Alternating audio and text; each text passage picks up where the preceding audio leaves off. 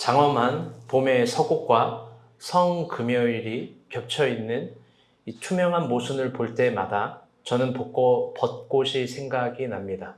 벚꽃이 지금 만개했죠?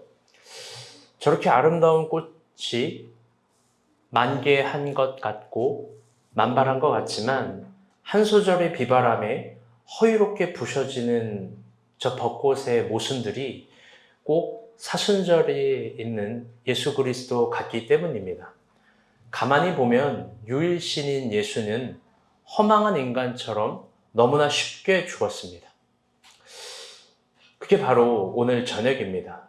그런데 마이크 좀만 조절해 주세요.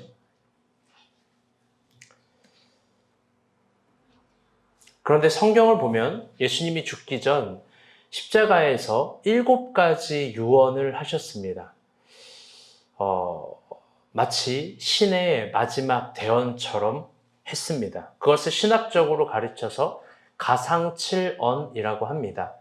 어떤 건지 궁금하시죠? 예수님이 허무하게 죽으셨지만 신의 대언자처럼 유언하셨던 7가지. 예수가 유언했던 7가지를 시간의 순서대로 정리하면 이렇게 됩니다. 다 같이 한번 읽어볼게요. 1번 시작.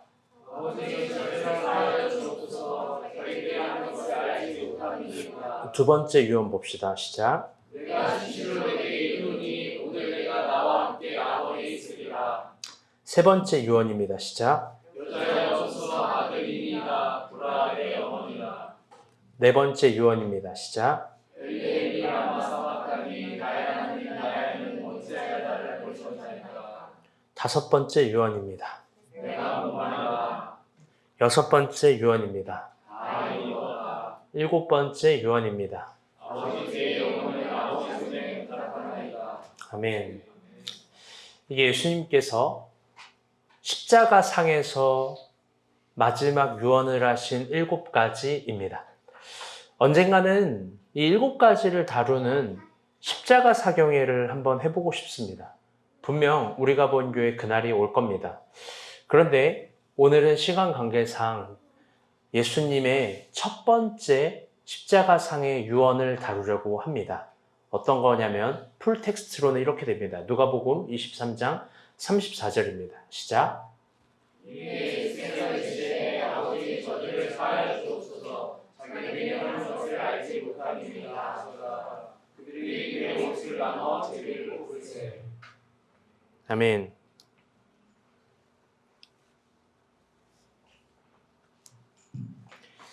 예수님의 십자가상 유언의 첫 번째는 저들의 죄를 사하여 주옵소서입니다. 예수님의 십자가의 그 첫 번째 메시지는 결국 용서를 표현한 겁니다. 지난주에도 설교했지만 예수님이 제자들에게 가르침으로써 마지막으로 준 가르침도 바로 용서입니다. 그런데 특이점은 어떤 거냐면 너가 나에게 용서를 구하지 않았음에도 불구하고 내가 먼저 너를 용서한다는 거죠. 그래서 그때 용서의 주체는 누가 되냐면 따라해 봅시다. 내가 너를 용서하는 겁니다. 너가 나에게 용서를 구하지 않아도 내가 너에게 먼저 용서를 하는 것, 그런 용감함, 예수님은 그걸 예수 그리스도의 제자들에게 마지막 가르침으로써 준 겁니다. 그리고 그 원리를 체험적으로 알려주기 위해서 그날 밤 예수님은 대야에 물을 받아서 자신이 직접 제자들의 발을 씻겼습니다. 그리고 발을 씻기면서 이런 마지막 말을 하셨죠. 너희도 이후에는 서로의 발을 씻겨주라. 결국 누군가의 발을 씻겨주다 보면 우리는 알게 되는 것이 있는 겁니다. 그건 뭐냐? 너와 다르게 깨끗할 것 같은 내 발도 사실은 불결하고 더럽고 먼지가 굉장히 많이 끼었다라는 거죠. 그리고 더 나아가 그런 내 발을 씻겨줄 사람도 결국 똑같이 먼지가 있는 불결한 아주 더러운 너라는 것입니다. 사람을 율법이라는 기준으로 보게 되면 그 사람은 더러워 보입니다. 율법이라는 기준으로 보면 어떤 사람도 온전해 보이지가 않습니다. 그러나 서로의 발을 씻겨주다 보면 알게 되는 것이 있습니다. 그건 뭐냐면 나도 너만큼, 너도 나만큼 사실 더러운 존재라는 겁니다.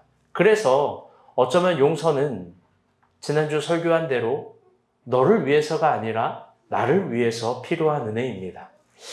그런데 오늘 본문에서 예수님이 십자가의 첫 번째 유언으로 말씀하시는 용서의 내용은 조금 더 섬세합니다. 여러분 마이크 괜찮으세요? 어떤 거냐면 그건 용서의 주체가 이번엔 내가 아니라 다 같이 따라할게요. 하나님입니다. 예수님은 십자가상에서 그 마지막 유언을 하나님에게 이렇게 탄원하면서 기도하는 거예요. 저들의 죄를 용서해 달라고. 참 여러 가지를 정말 생각해 볼 수 있는 메시지입니다. 마지막 유언을 어떤 대상을 향해서 하는 것이 아니라 하나님을 향해서 기도를 했고 그 기도한 내용이 너의 죄를 용서해 달라는 거예요. 무언가를 깊게 설명하기 전에 이런 질문을 한번 해봅니다. 여러분은 이런 기도 해본 적 있으신가요? 하나님, 저 사람의 죄를 용서해 주세요. 하나님, 저 사람의 잘못을 정말로 용서해 주세요.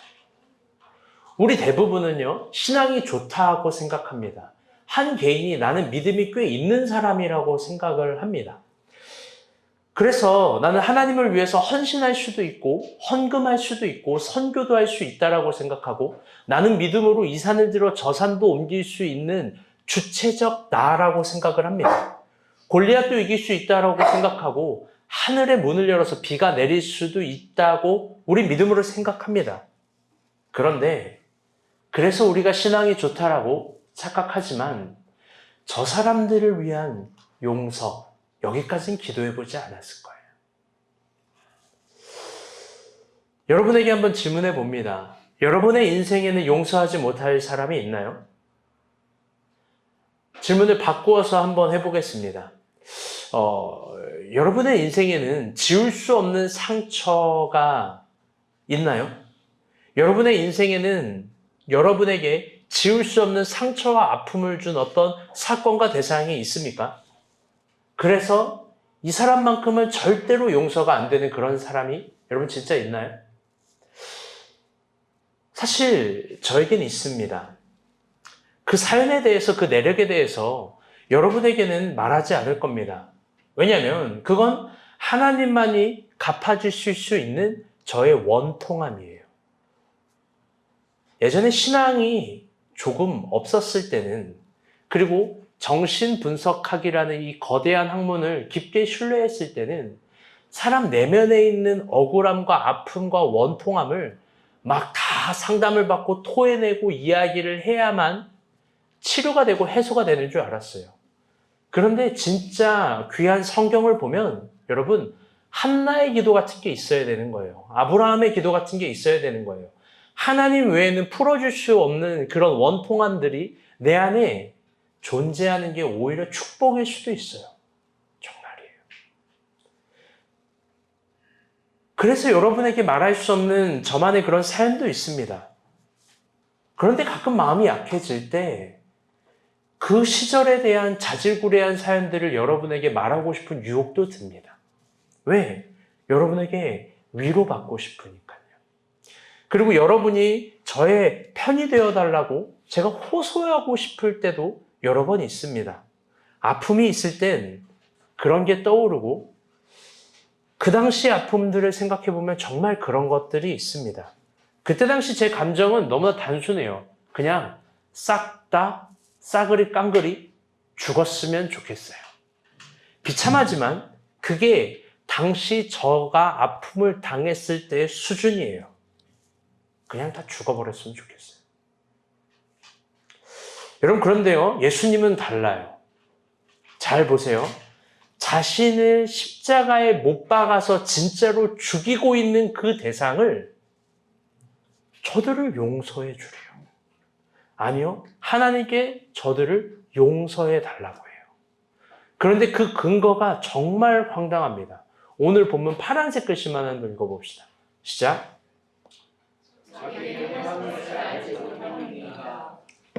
아멘.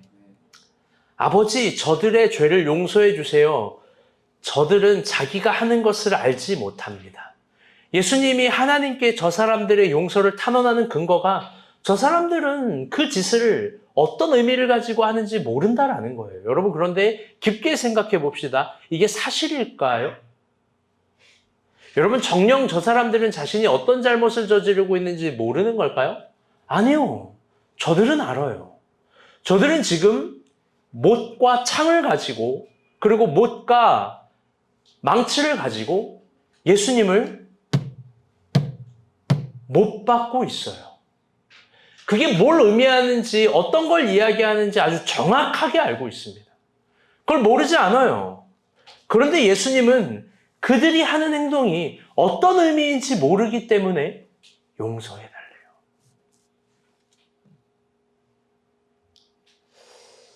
당시 저의 상처와 아픔도 마찬가지예요.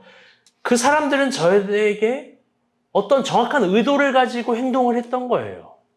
저를 훼손하기 위해서 분명히 어떤 의도와 목적을 가지고 행동을 했어요. 그런데 하늘의 시선은 다르다라는 거예요. 그 이유는 뭐냐? 결국 그 사람들이 자신이 행동하는 정확한 의미를 알고 의도하고 행한다 할지라도 하나님 보시기에는 그 일이 이루어지는 정확한 범위까지를 모르기 때문에 저들의 죄를 용서하라는 거예요. 그게 결국 그 사람들은 자신의 잘못이 뭔지 모른다는 거죠. 그래서 하나님의 은혜를 아주 많이 받은 어떤 날 저에게 한나의 노래를 주시면서, 오해하지 마세요. 조한나 자매의 노래가 아닙니다. 아까 여기 한결형제 있지 않았습니까? 없었어요? 내가 영혼으로 착각을 했나? 한나의 노래를 주시면서 저에게 말씀해 주신 게 있어요. 저들의 죄를 용서하는 기도를 구해라. 그래야 나도 너의 죄를 용서할 수 있는 이유가 생기지. 여러분, 결국 여기까지 가야 되는 거예요. 많은 아픔이 있을 때, 씻을 수 없는 상처가 있을 때 우리는 이런 생각을 합니다. 내가 악해서, 내가 죄돼서, 내가 못나서 여기까지 왔구나.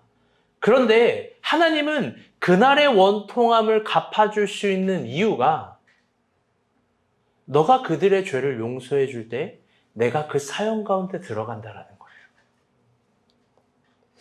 좀 한번 깊게 이야기를 해봅시다. 여러분, 우리라고 다를까요?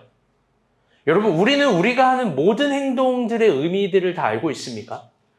우리가 하는 행동들의 의미들, 말의 의미들, 눈빛의 의미들, 말투의 의미들, 호흡의 의미들, 비언어의 의미들을 정확하게 다 알고 있나요? 여러분, 다 저를 봐주세요. 여러분도 의도하지 않게 누군가에게 상처를 줬을 거예요. 여러분도 의도하지 않게 여러분의 눈빛과 말투와 비언어와 호흡으로 아주 의도한 만큼 죽을 만큼의 아픔과 상처를 줬을 거예요. 나는 아니라고 인정하지 마세요. 그건 가룟 유다의 태도예요. 결국 그런 가룟 유다가 예수를 십자가에 못 박은 거예요. 저는 생각해요. 이 교회에서도 서로가 서로에게 그랬을 거예요. 제발 나는 아니라고 생각하지 마세요. 그 아니라고를 말할 수 있는 건 저기 뒤에 있는 이채아 정도밖에 없는 거예요. 서로가 서로에게 의도되지 않은 의도를 가지고, 의도하지 않음을 가지고 내 말투와 내 논리와 내 호흡과 내 눈빛으로 너만은 꼭 이 상처를 받고 아프고 죽을 만큼 괴로워했으면 좋겠다라고 그랬을 거예요. 그렇다면 여기서 한 가지 알 수 있는 게 있습니다. 그건 자기들의 행동이 신앙의 주체가 되어서 내가 뭘 행동하는지 모르는 사람들로 인해 예수가 십자가에 죽었다라는 현격한 사실이에요. 그리고 그게 지금 우리 가운데도 적용이 된다는 겁니다. 우리가 뭘 하고 있는지 알지 못할 때 우리도 예수를 십자가에 못 받고 있는지도 몰라요. 그래서 십자가의 신앙이란 우리에게 아주 정확한 한 가지를 요구하고 있습니다. 그건 뭐냐? 다 같이 따라해 볼게요. 내가 무엇을 행동하는지, 무엇을 믿고 있는지 정확하게 알아야 한다. 여러분, 참고로 이 말은 나에게 주어진 운명을 알고 미래를 예견하라는 아주 유치하고 찬란한 이야기를 하는 게 아닙니다. 이 말은 우리가 무엇을 신앙하고 우리가 무엇을 믿고 따르고 그래서 우리가 무엇을 손해보고 무엇에 아픔이 있고 무엇을 참아야 되고 무엇을 견뎌야 되고 무엇을 신앙해야 되는지 정확하게 알라는 거예요. 여러분, 벚꽃이 만발했습니다. 오늘 하루는 어떠셨습니까? 오늘 하루도 저녁인데 고생이 많으셨습니다. 우리의 서로의 삶의 모양은 달라도요, 우리는 마음으로는 모두 같은 하루를 꿈꿨을 겁니다. 그건 자신의 더 나은 삶을 위함입니다. 우리가 본 교회는 참 좋은 것이요. 옆 사람을 한번 보세요. 옆 사람. 우리는 흐리멍텅한 사람이 없어요. 멍청한 사람도 없는데 흐리멍텅한 사람도 없어요. 자신이 가고자 하는 삶의 방향이 매우 정확합니다. 삶의 정확도가 있어요. 여러분, 그게 얼마나 큰 축복인데요. 우리가 확실히 맛보고 싶은 삶이 있어요. 우리가 보여주고 싶은 삶의 모양이라는 게 분명히 있습니다. 오늘 제가 그걸 위해서 여기 음료들을 준비했어요. 여러분, 이게 뭔지 알아요? 제가 한번 따라 볼게요.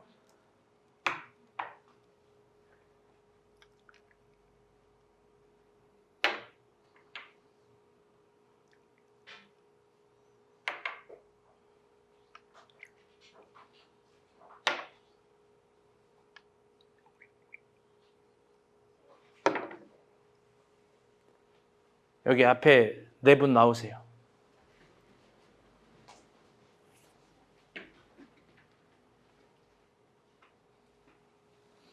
갖고 들어가세요.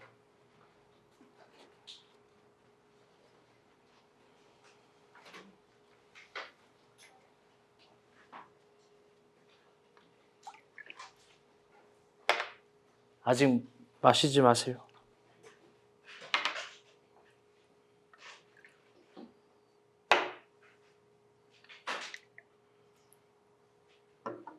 여기 뒤에 네 분 나오세요.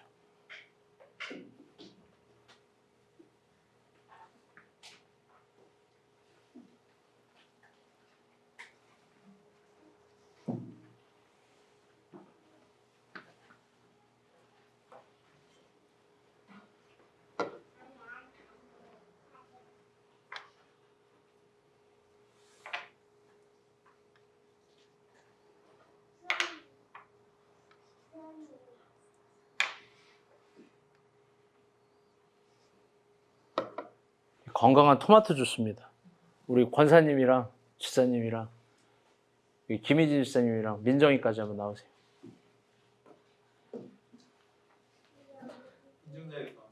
그럼 이태원 간사에 나오세요.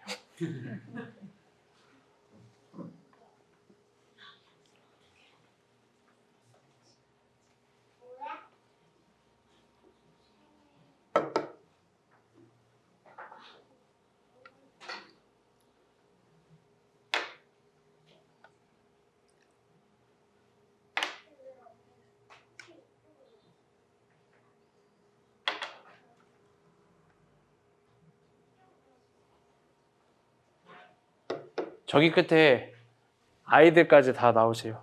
그리고 아이들도 먹을 수 있어요.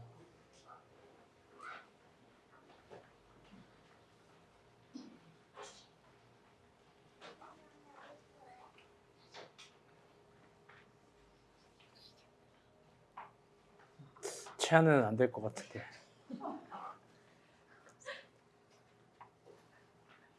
아직 시은이 아직 아무도 안 먹었는데.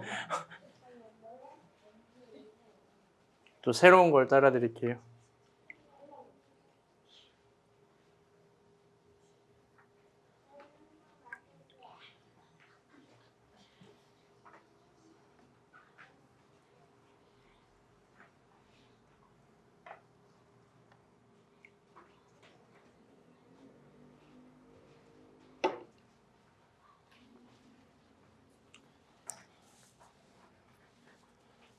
여러분, 한번 마셔보세요.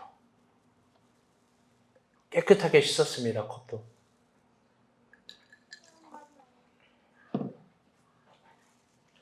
설교 드릴 때 이런 웰컴 드링크 같은 거 하나 있으면 좋겠죠?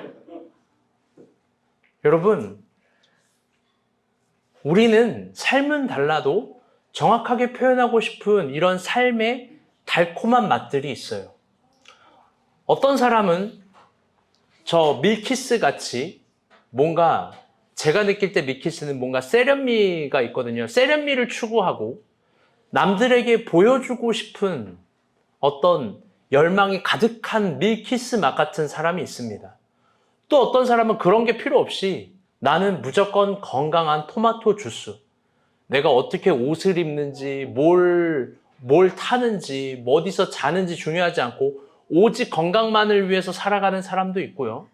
또 어느 정도는 단 것, 그런 토마토 주스와 오렌지 주스 같은 사람이 있습니다. 또 어떤 사람은 자기 자신의 쾌락과 행복만을 위한 저 콜라 같은 탄산이 가득한 검은 물의 음료. 난 이걸 보여주고 이걸 마셔야 되고 난 이걸 위해 살아가는 사람도 있습니다. 그런 부류도 있어요. 그런데 사이다 같이 어설프게 콜라를 따라 하지만 난 달라. 그러나 사실은 똑같은 속과 성을 갖고 있는 사람도 있습니다. 여러분, 삶의 모양은 다르지만 대부분 우리는 너가 봐도 보암직하고 내가 봐도 보암직한, 보암직도 하고 먹음직도 하고 지혜롭게 할 만큼 탐스럽기도 한 삶을 꿈꿉니다. 아주 청량하고 멋지고 화려한 삶을 꿈꿔요. 이런 걸 싫어하는 사람이 없고 여기에 이 정도 맛을 내야 된다라고 생각을 합니다. 우리 모두 잘 달려왔고 진심으로 간절히 기도하는 바 이런 삶이 기도한 대로 이루어지길 바랍니다. 아멘. 그런데요, 우리는 결국 한 가지는 몰라요. 그건 뭐냐? 우리가 마시는 이 한 잔의 맛, 한 잔의 향, 한 잔의 음료들로 예수를 이해하는 거예요. 여러분, 이거 중요해요.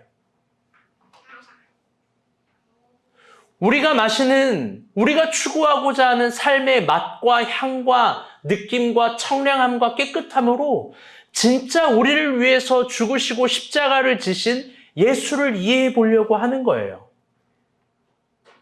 여러분, 예수가 꿈꿨던 삶의 맛과 향과 그 멋을 여러분은 몰라요.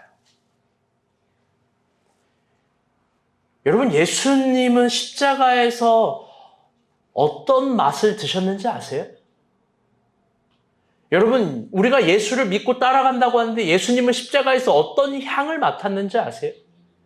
여러분, 예수님은 다 벌게 벗겨지고 예수님은 모든 수치 속에서 있었고 예수님은 인간의 언어로 표현할 수 없을 만큼 짓눌리고 무시당하고 버림받았는데 여러분, 그게 그분이 추구한 귀중한 삶의 멋이고 맛이고 향이었다면 여러분, 그걸 어떻게 이해하실 거예요? 예수님이 십자가에서 마지막 드셨던 음료가 있어요. 그 맛과 향을 한번 봅시다. 아주 이상한 맛이에요. 마태복음 27장 46절에서 48절입니다. 시작.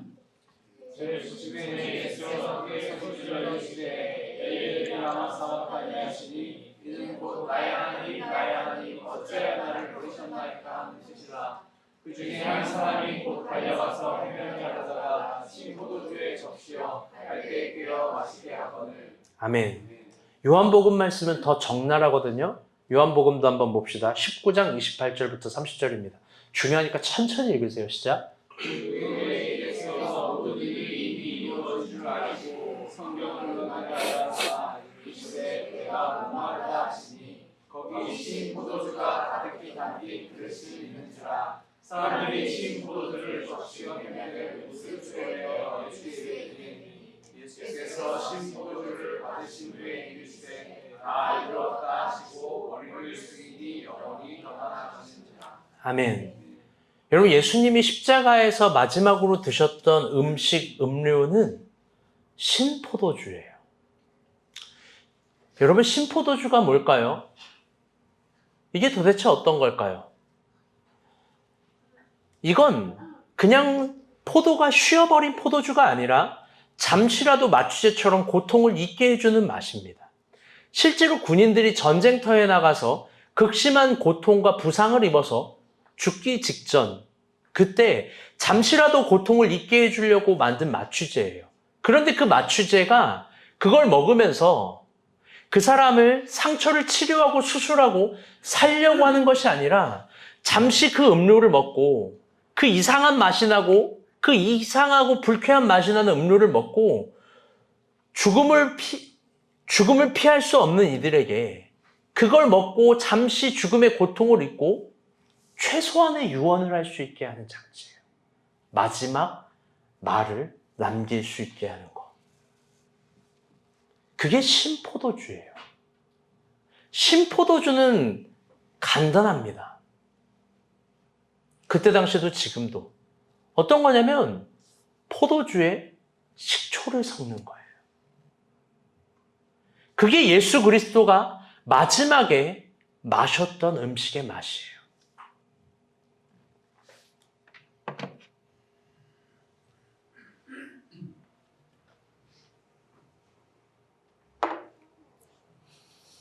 여러분, 식초예요.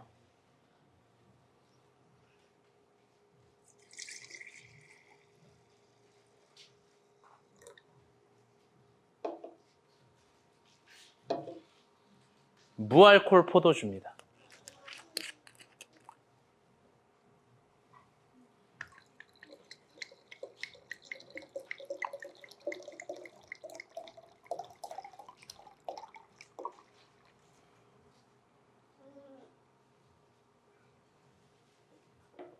한 명씩 다 앞으로 나오세요.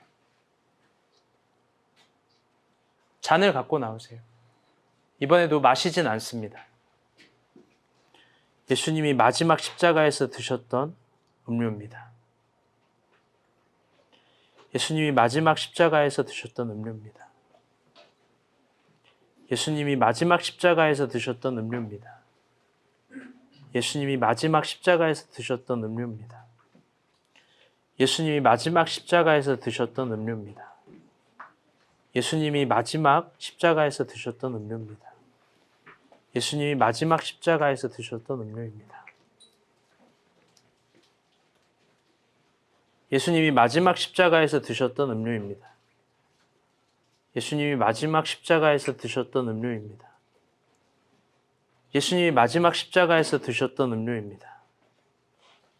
예수님이 마지막 십자가에서 드셨던 음료입니다. 예수님이 마지막 십자가에서 드셨던 음료입니다. 예수님이 마지막 십자가에서 드셨던 음료입니다. 예수님이 마지막 십자가에서 드셨던 음료입니다. 예수님이 마지막 십자가에서 드셨던 음료입니다. 예수님이 마지막 십자가에서 드셨던 음료입니다. 예수님이 마지막 십자가에서 드셨던 음료입니다. 예수님 마지막 십자가에서 드셨던 음료입니다.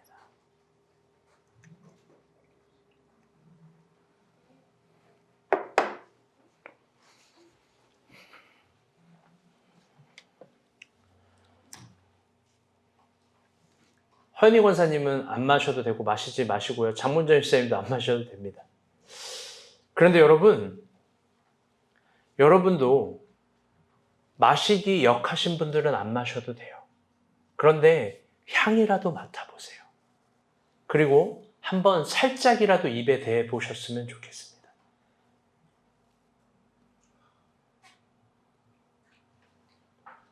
사실 이거보다 정확히 10배는 더 이상한 맛일 거예요.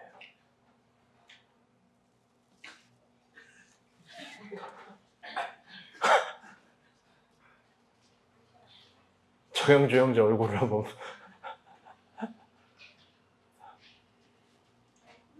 여러분, 맛이 어떤가요? 매우 이상하고 괴상하죠? 향이라도 맡아보세요. 뭔가 감각들이 마비되죠? 여러분, 깊게 생각해 볼게요. 예수님은요, 자신이 십자가를 진다라는 의미를, 그게 어떤 목적을 갖고 있는지를 아주 정확하게 아셨습니다. 내가 죽는다라는 게 어떤 건지를 아주 정확하게 알았습니다. 그건 우리가 너무나 자주 문장으로 이야기하는 내 죄를 용서해 주기 위해서라는 겁니다. 나의 죄 때문에 죽었다라는 겁니다. 여러분이 살고 싶은 삶의 음료를 먹을 때는 다 웃고 표정이 밝고 좋았어요. 여러분들 지금 크선 표정 보세요. 임간사님 누가 물 드시래요? 반칙으로. 지금 물을 이만큼을 벌컥벌컥 마셔요. 여러분, 그런데 예수 그리스도가 마지막 십자가에서 먹은 음료를 먹을 때 여러분 표정이 다 좋지가 않아요. 향을 맡아도 막 다 좋지가 않아요.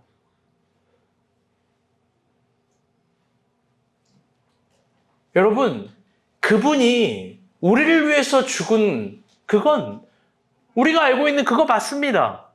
잘 들어보세요. 우리의 죄를 용서하고 우리를 대신 살리기 위해서. 그런데 잘 들어보세요. 그 한마디를 하기 위해서 예수님은 신포도주를 먹고 육체의 극한의 고통을 잠시 참고 최소한의 마취를 하면서 하나님께 딱 한 소절 토해낸 거예요. 하나님, 저들은 저들의 죄를 알지 못합니다. 저들의 죄를 용서하여 주옵소서. 그게 예수님이 신포도주를 마시고 육체의 모든 에너지를 참고 한 소절 죽음을 담보하고 마지막 유언으로 첫 번째 하신 십자가상의 첫 번째 말이에요. 우리는 다 양 같아서 그릇 행하여 각기 제 길로 갑니다. 우리는 우리가 하는 죄가 어떤 죄인지, 우리는 우리가 하는 행동이 어떤 걸 의미하는지 모른다라는 거예요. 형주는 형주가 하는 짓을 모르고, 성민이는 성민이가 하는 짓을 모르고, 의연이는 의연이가 하는 짓을 모르고, 연미는 연미가 하는 짓을 모르고,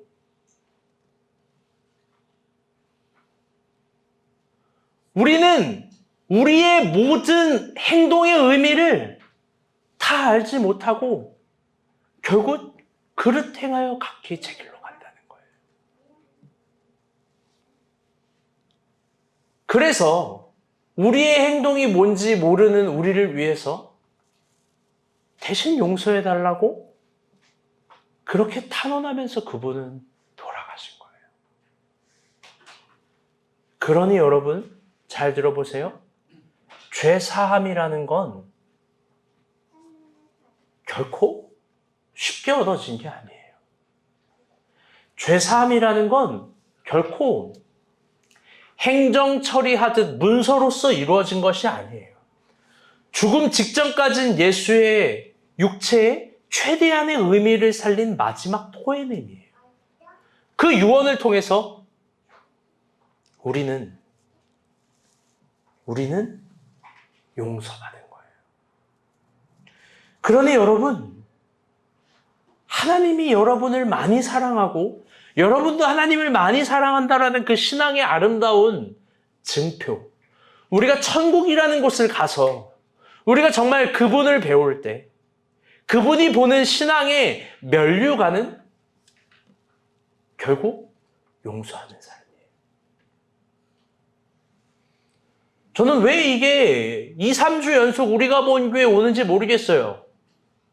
제가 알기로 우리 중에 극명한 미움이 없어요. 누가 누구를 미워하는 게 제한테 들려오지 않아요.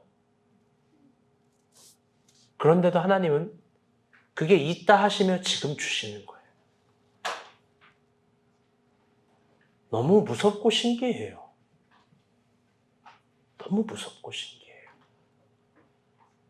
본문을 의도한 것도 아닌데 주어진 본문대로 가는데 그래요. 그러니 여러분도 용서할 수 없는 그 사람을 용서하세요. 여러분을 위해서요. 용서해야, 복수를 버려야 내 안에 있는 부활의 에너지와 부활의 영광과 부활이 주는 찬란함으로 결국 가게 됩니다.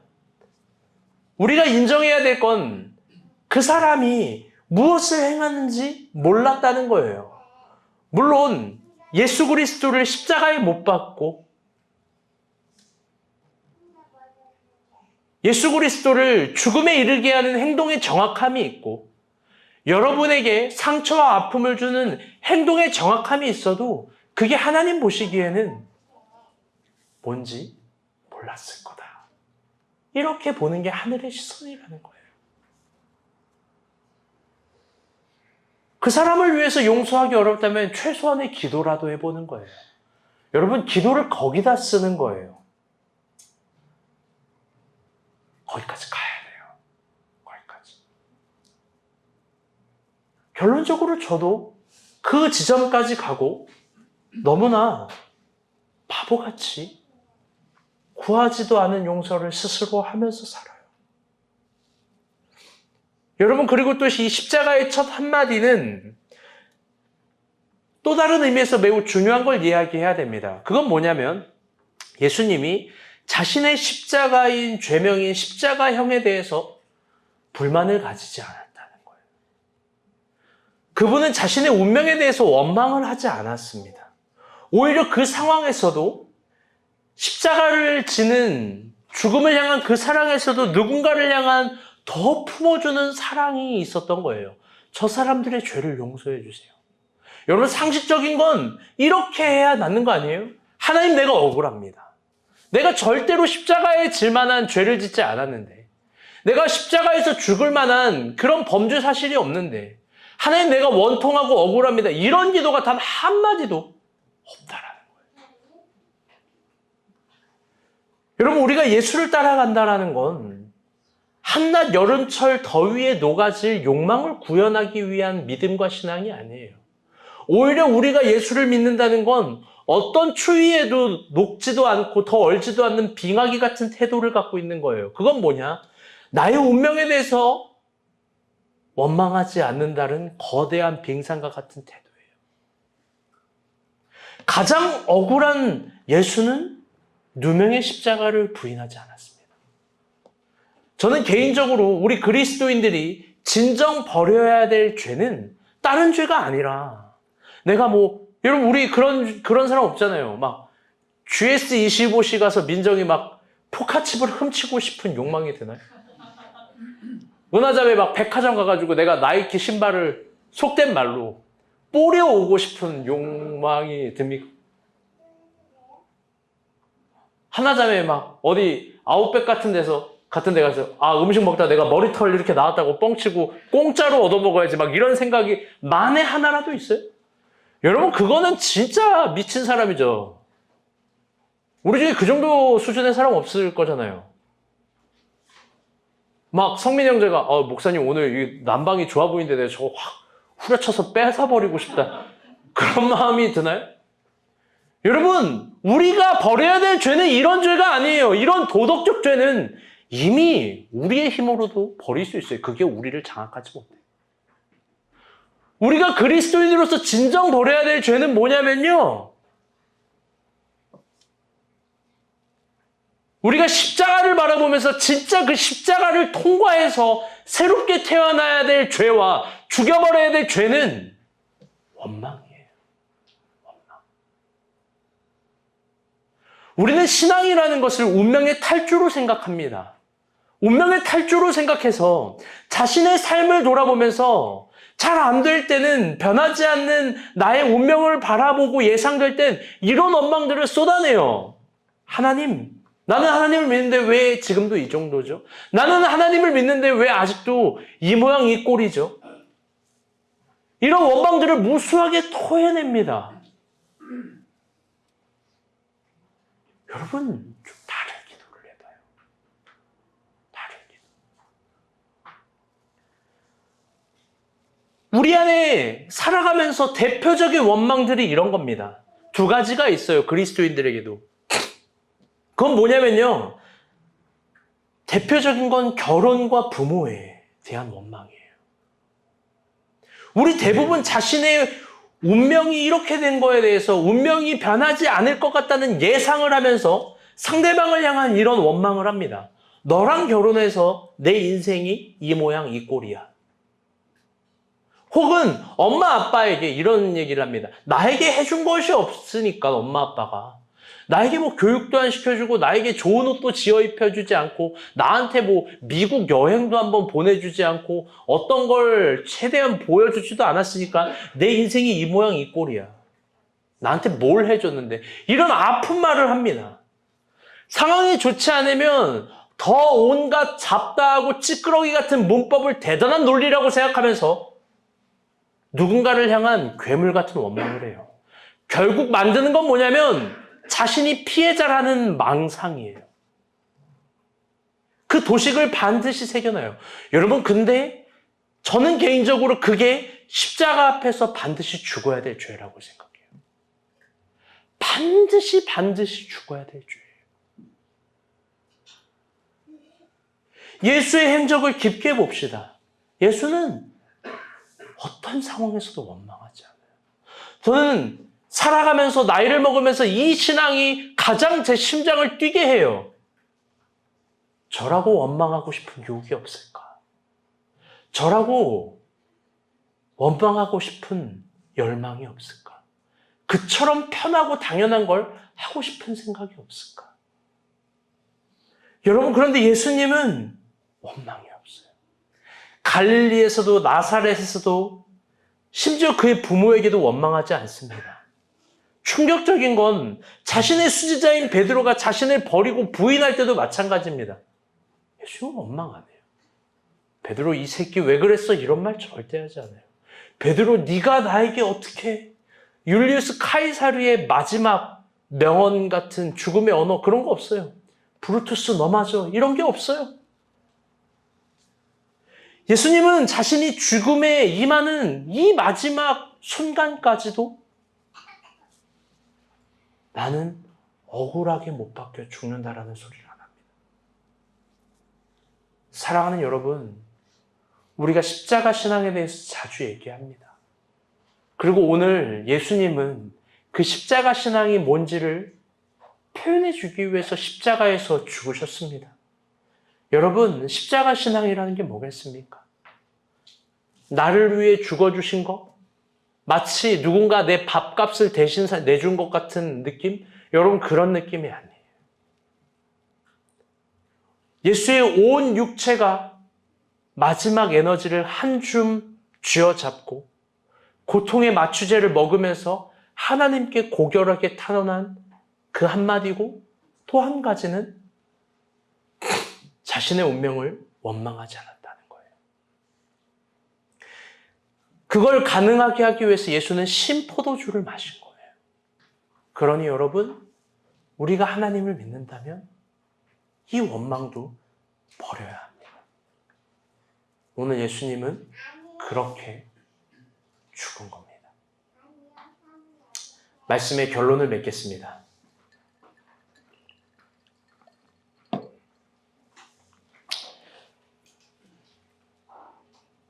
오늘 설교 제목은 딴짓입니다. 여러분, 예수님이 십자가에서 죽으셨습니다. 마지막 고통 한번 참으면서 토해내는 기도는 우리의 죄를 용서해달라고 하늘의 하나님께 탄원을 했죠. 살리려고. 여러분, 저를 봐주세요. 저를 봐주세요. 우리 주님이 그렇게 죽었어요. 그리고 예수님은 십자가에게 주어질 때 회피하지 않고 그러나 내 뜻대로 하지 마시고 아버지 뜻대로 되기를 바랍니다 하고 아멘하고 갔어요. 여러분, 그런데 그분이 십자가에서 죽었는데 그 옆에 사람들은 뭘 하는지 알아요? 이 절체절명의 순간에 다 딴짓을 하는 거예요. 이 말씀은 일부러 PPT로 준비하지 않았습니다. 여러분 다 찾아보세요. 옆에 있는 사람들이 한 딴짓이에요. 누가복음 23장 34절부터 37절 딱 4절입니다. 여러 가지 딴짓들이 있는데 오늘 본문에 나와 있는 딴짓만 봅시다. 제가 한 절, 여러분이 한 절 돌아가면서 읽겠습니다. 누가복음 23장 34절부터 37절입니다. 이에 예수께서 이르시되 아버지 저들을 사하여 주옵소서 자기들이 하는 것을 알지 못함이나 하시더라. 그들이 그의 옷을 나눠 제비 뽑을세.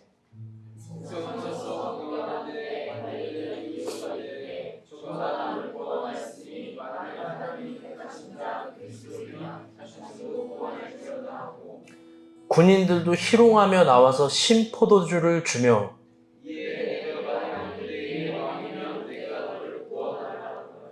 아멘. 우리도 그분의 십자가 앞에서 여러분 이 따위 딴짓을 하고 있는지 몰라요. 예수님 저 옷을 제비 뽑아서 갈라서 나눠 가질 생각. 예수 그리스도의 십자가의 죽음을 비웃는 딴짓, 조롱하는 딴짓, 논리, 자기가 가진 논리로 예수를 이해합니다. 너가 만일 유대인의 왕이거든. 저 십자가에서 내려와서 자신을 구원해보라. 논리가 말이 된다라고 얘기해서 예수를 비웃는 딴짓. 여러분,